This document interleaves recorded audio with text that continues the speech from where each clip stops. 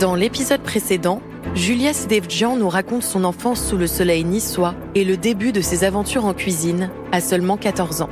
Dans cet épisode, alors qu'elle n'a que 17 ans, Julia s'envole pour Paris contre le gré de sa mère, prête à conquérir le monde de la gastronomie.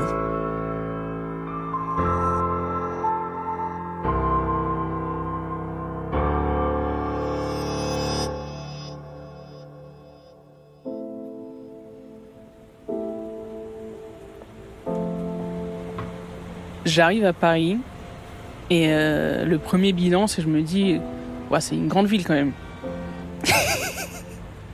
Donc je me dis, ça va pas être si facile. Moi, je commence à faire mes premiers entretiens, recherche d'appartement. Au début, mes réflexes, c'est tout de suite de regarder sur les sites classiques de la restauration. On en a un qui s'appelle l'hôtellerie-restauration, l'autre un journal des palaces. Et je me dis, bon, l'objectif, c'est quoi ? Trouver au moins un restaurant une étoile, donc au moins l'équivalent de ce que j'avais à Nice, parce que je partais pas à 800 km pour trouver moins bien ou...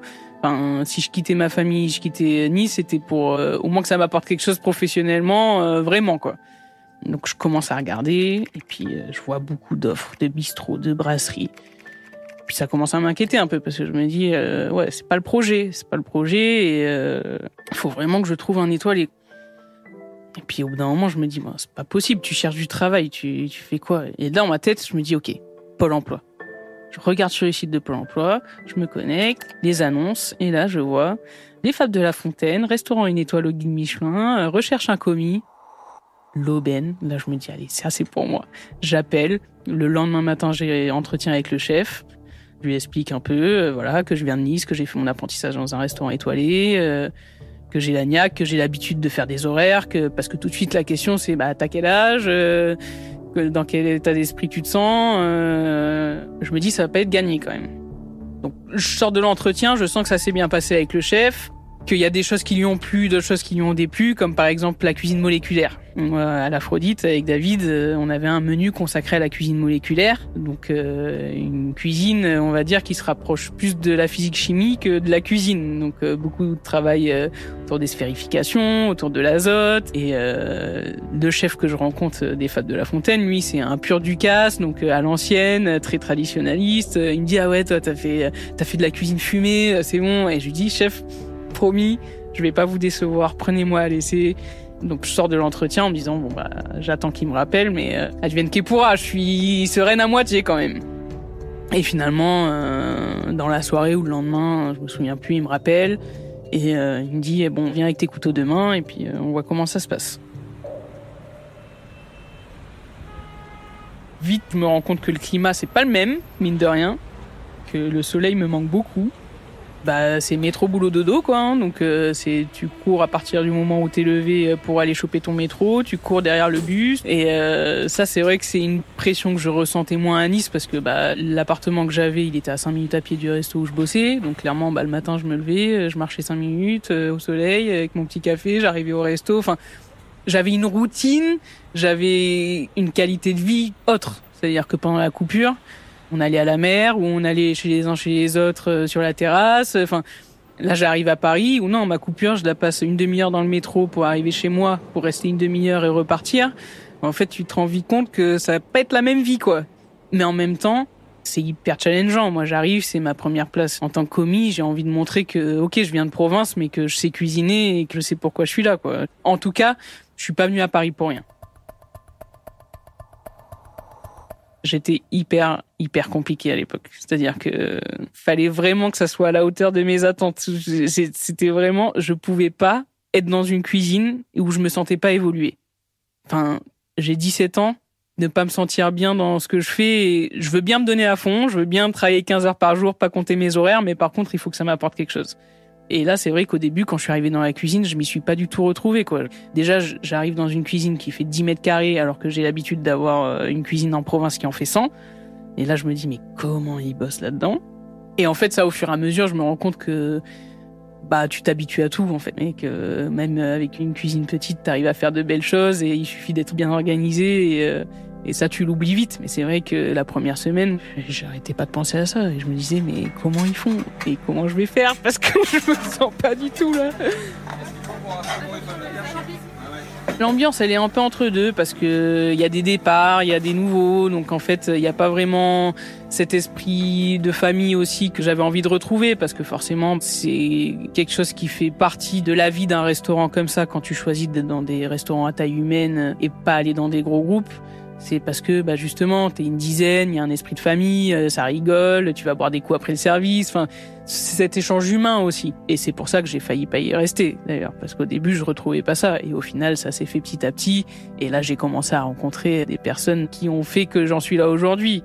C'est une équipe dans laquelle on m'a fait beaucoup confiance. Le poste de commis, c'était gérer le poste des entrées, le poste des desserts en même temps. Et moi, vu que j'avais mon CAP cuisine en 2 ans, CAP pâtisserie en 1 an, au moins, j'arrivais, j'étais pas perdu. Et je pense que ça a été mon point fort, justement, à l'embauche, c'est qu'ils cherchaient un profil un peu polyvalent aussi, et j'avais ça dans mon sac. Je suis arrivé, j'avais 17 ans. 6 mois après, je suis passé demi-chef de partie. Encore 6 mois après, je deviens sous-chef. Voilà, il y a un vrai échange, il y a une vraie écoute. Eux, ils préfèrent faire évoluer en interne que d'aller chercher des profils dehors, donc ça match. Ça match, moi je m'éclate en fait.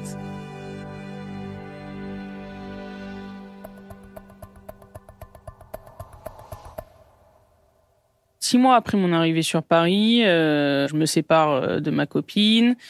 Là, c'est une période un peu floue parce que les loyers à Paris, c'est pas les loyers de province. Donc on avait un 2 pièces à l'époque qui coûtait pratiquement le prix de mon salaire. Hein. Donc en fait, je me retrouve un peu du jour au lendemain en me demandant comment je vais gérer, et financièrement et moralement, parce que j'ai 18 ans, je suis dans une ville que je connais peu, je commence à créer mon cercle autour de moi, mais j'ai pas vraiment non plus de super amis. Enfin, quand tu traverses des périodes comme ça, t'as envie d'être entouré, donc à ce moment-là, oui, je me pose des questions, je me dis qu'est-ce que je fais ? Est-ce que j'ai envie de rentrer ? Est-ce que je m'accroche, je reste ? Et en fait, très vite, on trouve des solutions, quoi. En fait, je vais trouver quelqu'un qui va devenir ma coloc, qui va prendre ma chambre. Moi, je vais dormir sur le canapé. De toute façon, je m'en foutais. Je dormais 4 heures par nuit. Donc, c'était histoire de rentabiliser le truc et de garder l'appartement. Ouais, ça a été une période pas facile, mais à ce moment-là, je me suis plongé clairement dans le travail.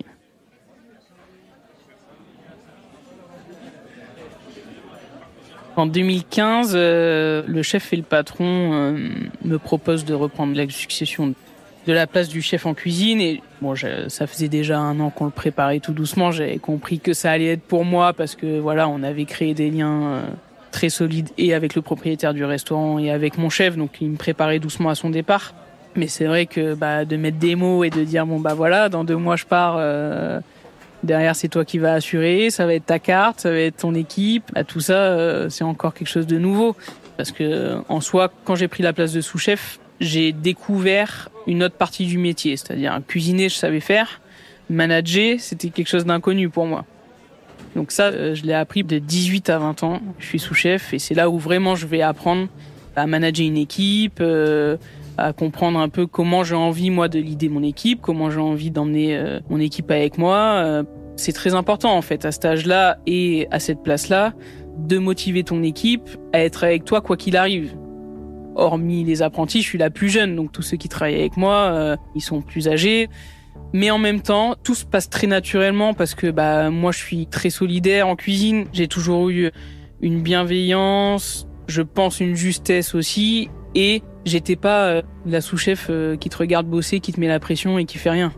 Non, je te montrais que moi aussi, j'étais dans le même panier que toi. Donc en fait, on a un objectif, il est commun et on y va et on s'entraide. Et donc c'est de trouver comment t'arrives à faire ça au mieux. J'avais une super équipe en cuisine en plus. Sébastien, qui aujourd'hui est mon associé, c'était mon binôme, c'était le prolongement de mon bras. Et heureusement qu'il était là, on faisait tout ensemble. À l'époque, on habitait à 2 minutes à pied. Il m'embarquait en scout le matin. Le soir, il me ramenait. On passait 2-3 heures le soir à discuter de comment on pourrait faire mieux le lendemain. Enfin, on était tarés du boulot, en fait. Clairement. Je vivais pour mon boulot. Je dormais cuisine, je vivais cuisine. Et en fait, ça me dérangeait pas de rien faire d'autre à côté, à part boire des coups avec les collègues.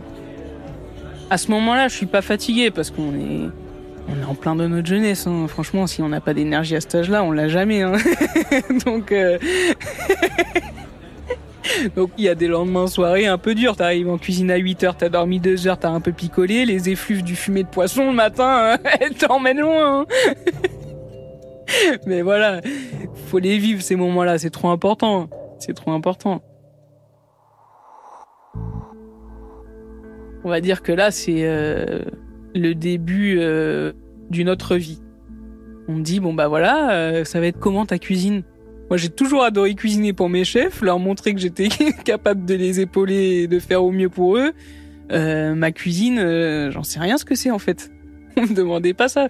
Oui, je créais les menus déj, mais c'était pas mon identité à moi. Moi, j'avais les codes de la cuisine de mes chefs. Et je disais, ok, ça va leur plaire, je vais penser la technique comme ça, le poisson comme ça va lui plaire. À aucun moment, je pensais à moi ou pour moi. Donc en fait, le jour où on dit, comment tu définirais ta cuisine ? Ouais, c'est vrai qu'il faudrait peut-être que j'y pense, à ma cuisine. Et ben en fait, t'apprends à la faire. T'apprends à la faire, à trouver ce que t'as envie de transmettre dans tes plats. Et ma première carte, c'était un mélange de tout ce que j'ai vu de mon apprentissage au départ de mon chef. Donc c'était un mix de toutes les cuisines que j'ai pu voir, de mes souvenirs, de ce que j'avais préféré comme plat. C'était du grand n'importe quoi. Maintenant, je regarde cette carte-là, je suis éclaté en deux. Je me dis, mais comment j'ai pu faire ça ? Mais voilà, tu te rattaches à des repères, à des choses que tu maîtrises, parce que tu prends une place de chef, t'as pas envie de te louper. Donc en fait, tu reprends les bases solides, les choses que tu sais faire, t'es sûr que voilà, tu vas éviter un peu de tomber dans l'inconnu, quoi. Et puis au fur et à mesure, tu t'affirmes, tu te dis ok, non, en fait, moi, je suis niçoise, j'ai envie de faire une cuisine méditerranéenne, j'ai envie de mettre du soleil dans ma cuisine. Au fur et à mesure, je me suis trouvé, on a fait une carte à mon image. C'est vrai qu'à l'époque, quand je suis passé chef, du coup, on en a profité pour faire des travaux. On a passé les cuisines en sous-sol et on a agrandi la salle. Donc, on avait presque 40 ou 50 couverts en plus que ce qui était avant. Et on a décidé de casser les prix en deux. Donc, à l'époque où on avait des menus à 120 €, là, on se mettait un objectif d'avoir entrée, plat, dessert entre 50 et 60 €. La démarche était de travailler des produits moins nobles, plus accessibles, mais de les travailler de manière à sortir quand même un plat étoilé, quoi. Ou en tout cas gastronomique, parce que étoilé, le deal de base, quand on m'a dit tu passes chef, il n'y avait pas cette pression de il faut absolument que tu conserves l'étoile. Ça, on n'y a pas pensé tout de suite. Moi, je reprends la place derrière, ça fait 10 ans que le restaurant il a une étoile. Mais logiquement, pour moi, c'est... Bon, de toute façon, t'as 20 ans, clairement l'étoile, c'est pas un sujet, quoi. Donc on va faire bien, on va faire une bonne cuisine. Moi j'ai travaillé que dans des restos étoilés, donc c'est une déformation professionnelle. C'est-à-dire que même quand tu veux faire simple, en fait tu te rends compte que c'est pas simple du tout ce que tu es en train de faire. Mais c'était pas dans le contrat, c'était pas tu testes la place de chef et puis si au bout d'un an on voit que tu perds l'étoile, tu dégages, quoi. Non. Mais un mois avant la cérémonie du Michelin, ça refait surface et je me dis putain, en fait là on va savoir si on garde ou si on perd l'étoile. Mais c'est une responsabilité énorme. Et je me dis, mais la déception quand on va la perdre. Oui, à ce moment-là, on a réouvert le resto après les travaux, ça marche du feu de Dieu, on a une super clientèle, ça désemplit pas, nous on s'éclate en cuisine, enfin, on fait les chiffres qu'on a à atteindre. On est content de ce qu'on fait, mais il y a ce stress de l'étoile qui commence à arriver. Et là, c'est encore une autre surprise.